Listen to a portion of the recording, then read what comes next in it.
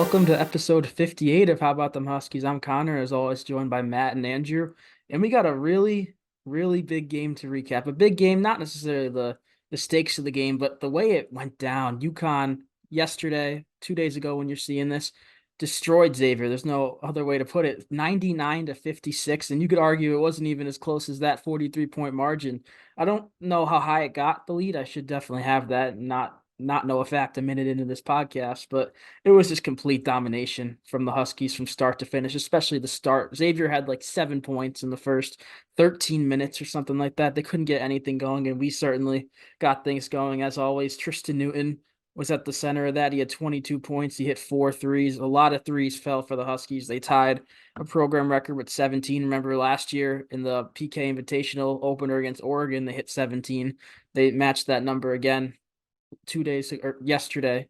And really just overall a great team effort. I mean, 17 threes, 10 different guys hit a three, which has never happened in NCAA history. The record was 9. We broke it with 10. I'll run them down real quick from most likely to least likely. We'll do it that way. Newton, Caravan, Spencer, Ball, Diarra, Stewart, Klingon hit a three.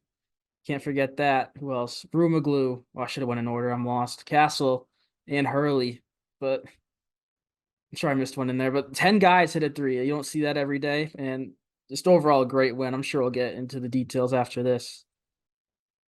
Well, I do want to point out that when we go to a game together, the three of us, we are 3-0 because we were at that game together. We're at the Big East tournament against Providence and then Villanova we were all at. So we are 3-0 when the three of us go to games together. So if Dan Hurley, or if you're watching this and you want to send us to the rest of the games for the season for free, I am on board with that idea. But that game just start to finish was just a complete abomination. Xavier obviously looked like they didn't want to go there or be there. They looked terrible from the start. Their passing was terrible. Although our defense was really good. We had it, they didn't, and just everything was working for us yesterday. It was honestly, I think it's fair to say it's the best game we've played all season, honestly. I don't want to take anything away from us, but I mean, this honestly could just be a testament to Xavier. You got to look at both sides. I mean, obviously, we, beat the brakes off of them, but not a good look for Xavier, who are now 10 and 10. They lost a lot of guys towards the end of last year and then coming into this year. So they are an entirely different team, but it really just looks like teams don't know what to do now that Donovan Clingan's back. He's been such a game changer ever since he came back. I mean, the one game that we lost Kansas, and then he missed the second half of the Hall game. So, I mean, it could just be a sense of, Donovan Clingan is that guy and he's worth a top 10 pick. So I'm really curious to see throughout the rest of the year. When will that next loss be? We talked about it. Some of our games have passed already, so I'm just very curious about that. Yeah, when we did that exercise, I said if we lose a home game, this one's a sneaky one. No, it wasn't. It was just like the second highest Big East margin we've had in program history, 43 points. I believe one year we beat Cincinnati by 45, which like mid 2000s, that is the record for UConn. But I mean, you don't see us doing this to cupcakes. We play like Manhattan or I forget who we played, but you don't even see us do this against DePaul. Maybe last year when we started 28-2 against them, you see that. But you mentioned Xavier, they're 10 and 10. They're not having a great year compared to last year, but they're still like an outside chance. So kind of on the bubble. It's not like they're a team that just they're like DePaul this year. They're a team that could win a game. They're 4-5 in conference. They're kind of right in the middle of the pack there. They played us tight in Cincy. Obviously, we didn't have Klingon and Caravan got banged up there. Remember he had the stitches. They only won by 5, I want to say, or we only won by 5, I want to say in that one. But yeah, I certainly expected this one to be a lot closer than it was when I got to the arena. But the Huskies just proved me wrong. Donovan Clingan, he did play in this one. He had one of his more dominant games. He hit his first three. Everyone was going nuts when that happened. It was a perfect shot. You'd think it was his 100th career three. The way it splashed right through. He went 8 for 9. He had 18 points. This was one of the games where he only played 19 minutes. If he played 30 minutes, he could easily have 30 plus points. They weren't stopping him down low. They had no answers. One of Xavier's weaknesses we knew was their front court, and clearly no match for Klingon. He had 18 points, and Stephon Castle had 12. He had one of his most solid overall games. The numbers weren't all there. He really started off hot. He had 7 points in the first couple of minutes, but a guy I'm really, really hyped up for after his performance is Solo Ball.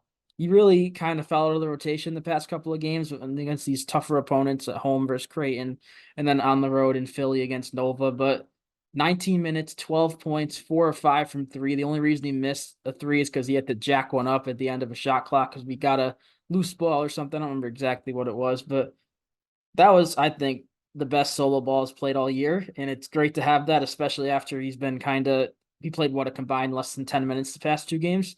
So yeah, massive for solo ball. I mean, everybody was on their game, honestly. But I don't know if that clinging three, I was going crazy because I yelled shoot it the first time when he passed it, and so did everybody behind me, and then 4 or 5 sections over from me, and then he drained it, and it was just that's when you knew the game was over. Well, we knew the game was over, but I mean, when Donovan Clingan is splashing threes in your face, you got no chance. But everybody was on top of their game yesterday. I mean, even Apostolos Rumaglau made the most of his time. He had a dunk. Hurley had a three, like you said, but that was, I think, our most complete win in years, honestly. Everybody looks fantastic. We really did not make any mistakes. Like, I was not mad about anything in that game. We just didn't make mistakes. We played as a team. And honestly, with that thing you said about the next loss, I don't see anybody beating us right as of right now. I mean, obviously, there are some tough ones ahead, on the road, St. John's, not on the road, but that's a home game. And then on the road, Creighton, on the road, Marquette. So those are a couple of tough ones, but I really don't see any teams that are better than us right now. Yeah, I wanted to savor Magoo for a little later, but we'll talk about him now. I mean, 5 minutes, he had 5 points. He had that steal that turned into the fast break dunk. If you look at the video, I believe the official MBB account posted it in their final. He was like, it was like an NFL player's toe tapping in, staying in bounds. I mean, looking at that, I'm shocked he stayed in, but I mean, he's making the most of his minutes. 5 points, a rebound, an assist, a steal, and a block. I mean, he splashed a three. He's a guy who I thought would maybe get a little bit of run this year. Clearly not. But I feel like if he sticks around, he could potentially next year be a factor, even if it's just like in a Jalen Stewart role where you only play 11 minutes off the bench. This will be his third year next year, assuming he stays and doesn't transfer anywhere. This will be his third year in the program under Hurley. He's clearly going to know the system. I don't know. This is not a conversation for right now. This is a conversation for middle of July when there's nothing to talk about. Cam Spencer took 4 shots and we won by 43. If you were to tell me that, I'd say you're crazy. I'd say who did we play? A high school team? But I mean, he had 6 rebounds, 6 assists, 2 steals. Cam, he's more well-rounded than I feel like he gets credit for. He's averaging, I believe, I can look right here instead of believing. Let's see. He's averaging 3.4 assists per game, which that's not nothing to overlook. I mean, 4 rebounds a game. I mean, he's really a lot more than the shooter we thought he was. Even in a game where he's not shooting the ball, we don't need him to because he could get 6 assists. He can crash the glass, get those 6 boards. Yeah, I was gonna add that Cam Spencer is just the ultimate glue guy. He fills all those kind of gaps that you have as a team. And when you need a bucket, I mean, he's there for you. Say your stars aren't on, say Newton's not on, say Caravan's not on. I mean, you feel perfectly comfortable with Cam Spencer taking, a step back three, cutting into the lane, getting easy baskets for you.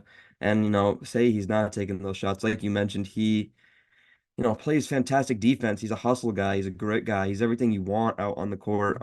He fills all those specific holes that a lot of teams just don't necessarily have. He's a little bit like, Grayson Allen from back in the day. He'll just go out there and do whatever you need him to do. He's got that intensity to him, and you just love to have a guy like that on your team.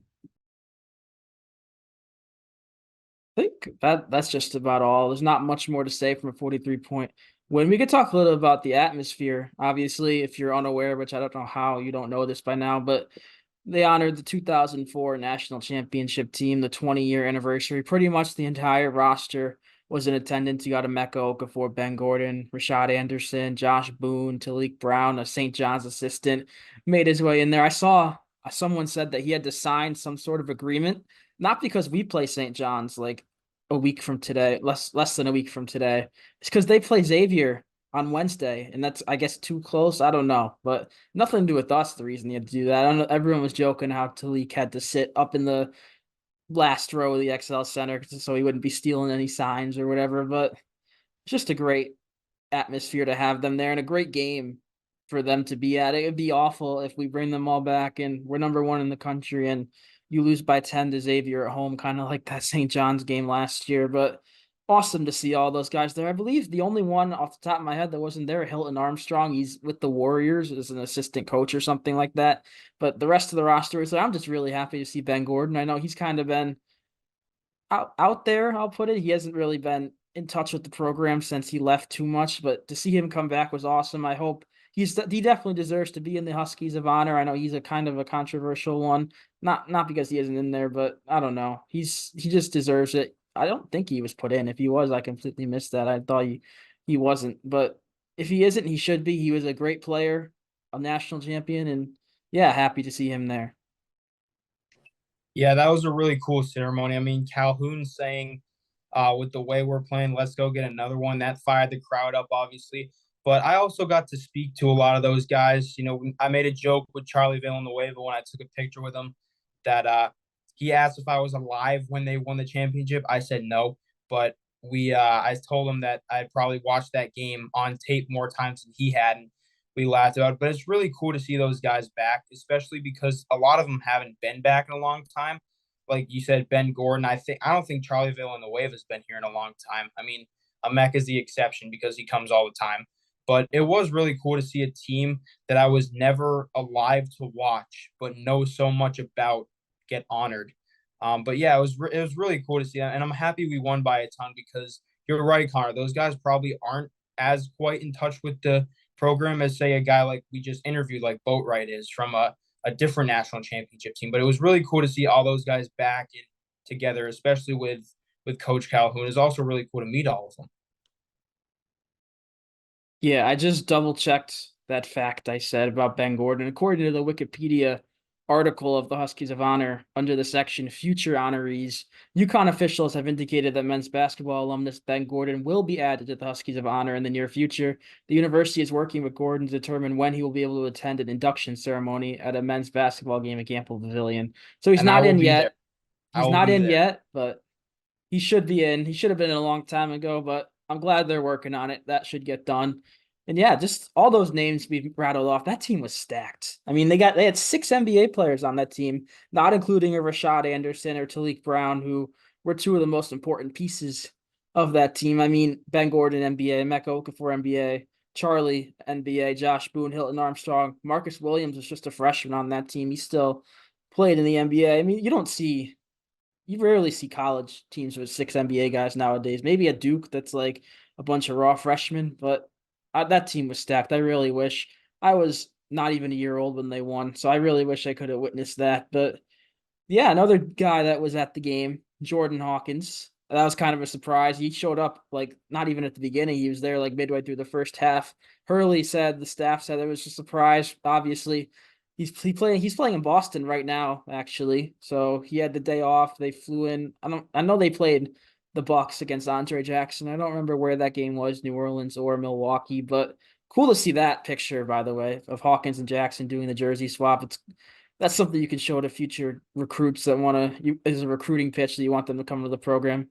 But yeah, awesome to see him there. Kind of a surprise. I mean, he didn't have to go out of his way to do that. That just shows what the culture that UConn builds, that guys on their day off from playing 82 games, they want to go back to their college, even though it's kind of out of the way. It's probably 2 hours away from Boston. But yeah, just awesome to see him. Awesome to see all those guys and awesome to see a big win.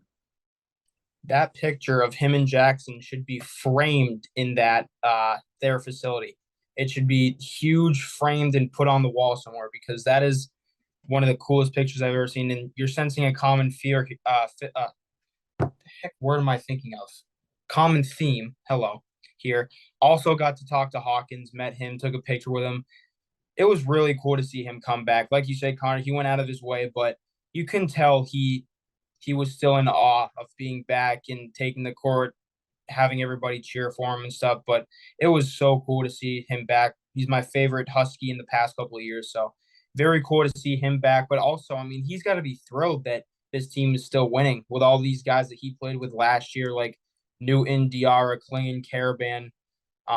but he's got to be thrilled that this team is doing probably better than we were last year. But he's the first of the big three, I'll call him, that we lost to come back. I'm sure the others will come back at some point, but it, like Connor said, it just worked out for him, and it was really really cool to see him back in Hartford, his home.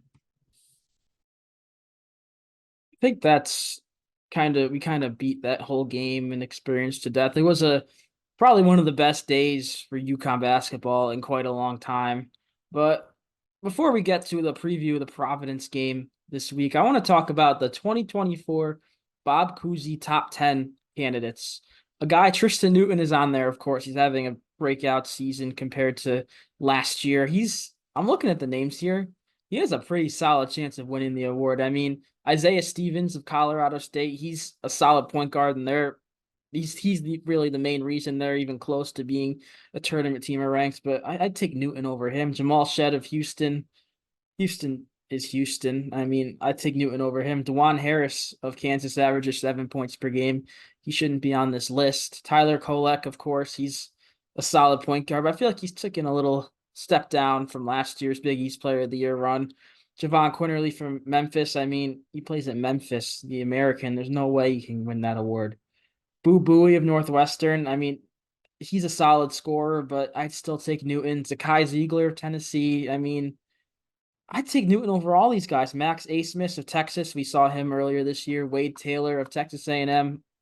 I'd take Tristan Newton over all these guys. Maybe that's just my bias. Obviously, all 10 are phenomenal players and deserve to be on this list. But, I mean, I didn't even see Newton coming close to being on this list at the beginning of the year. The leap he's taken has really been a sight to see, and he certainly deserves it. He's going to be on some first-team All-American ballots, especially if we stay at the top at number 1 or even number 2. You gotta honor the top team like that with a player, and I feel like Newton's going to be that guy. He's for us in the Big East. I feel like we have 3 guys that all average around 14, 15, 16, and Newton, Spencer Caravan.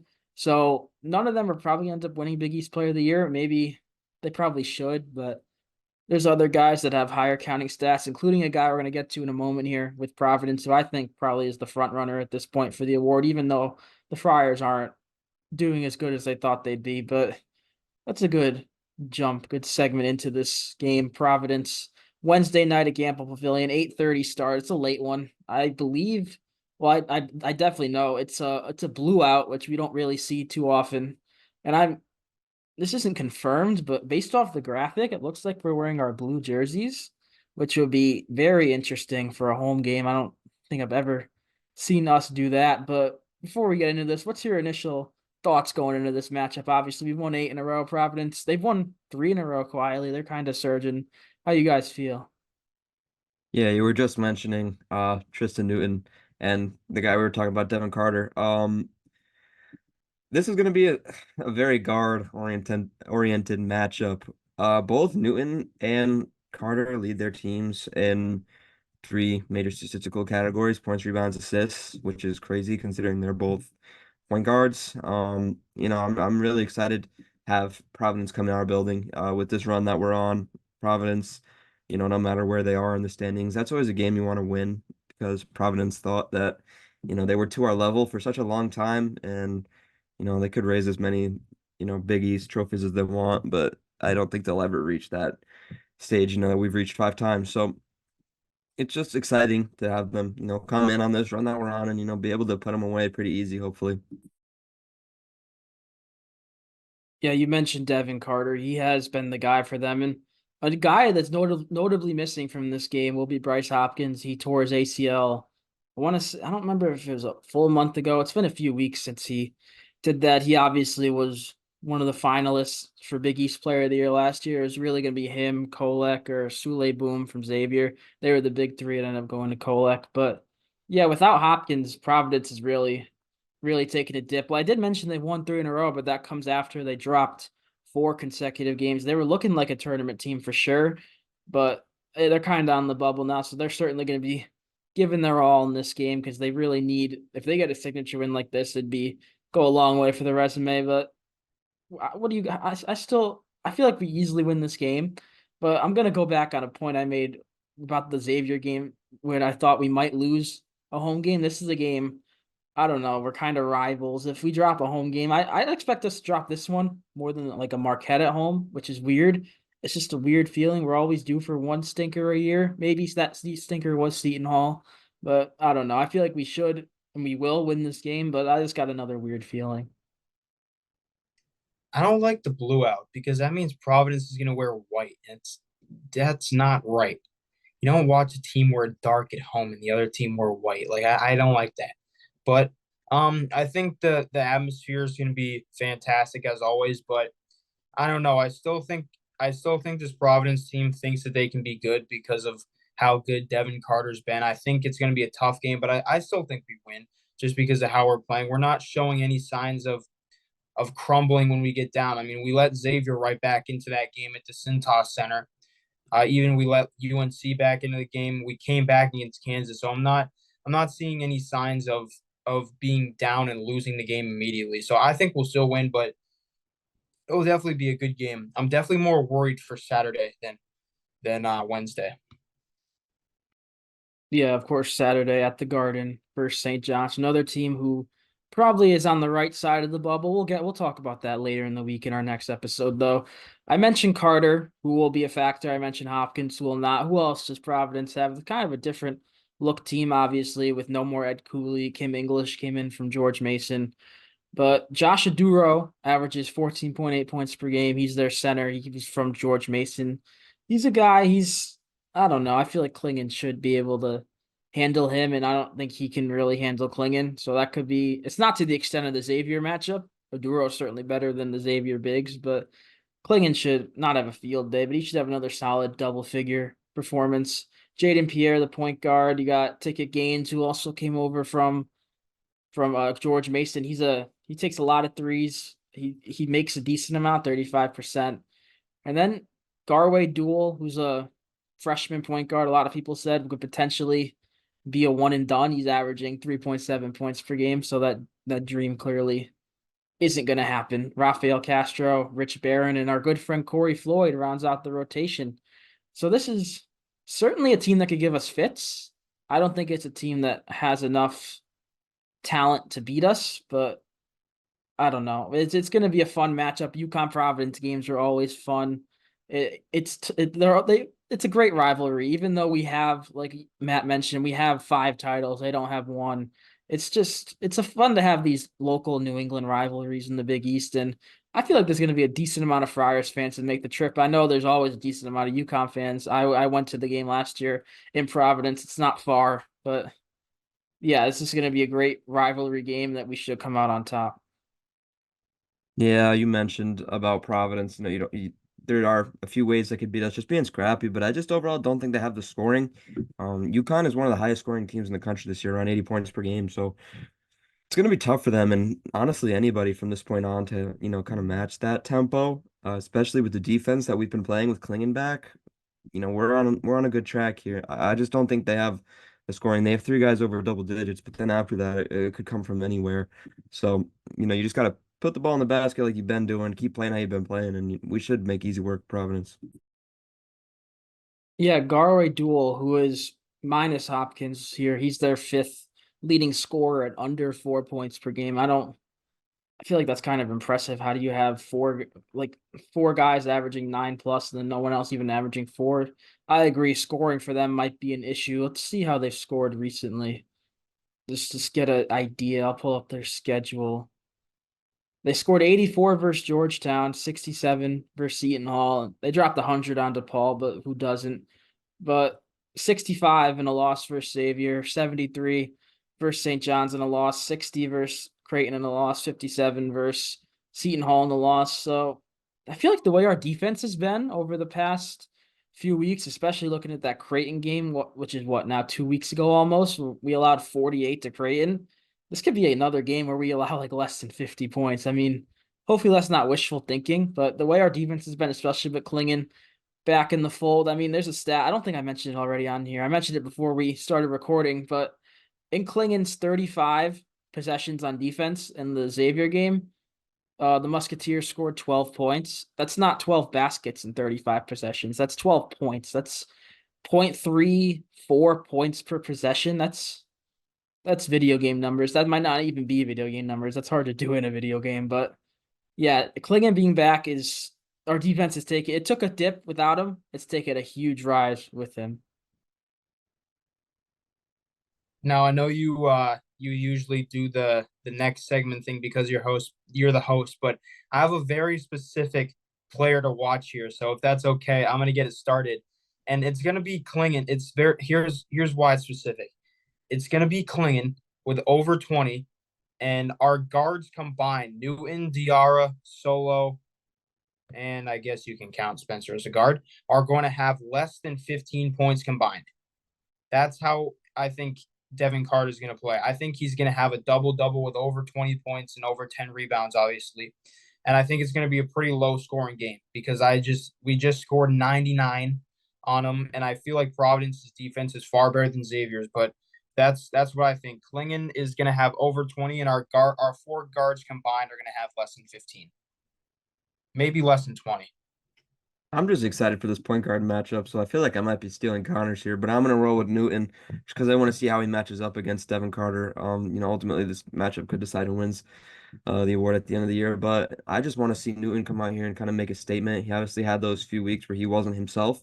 It's kind of bounced back into form, so I want to see him, hopefully not follow what Andrew said, put up more than 15 points himself, but yeah, I'm gonna roll with Newton. I'm gonna see how he does against Carter.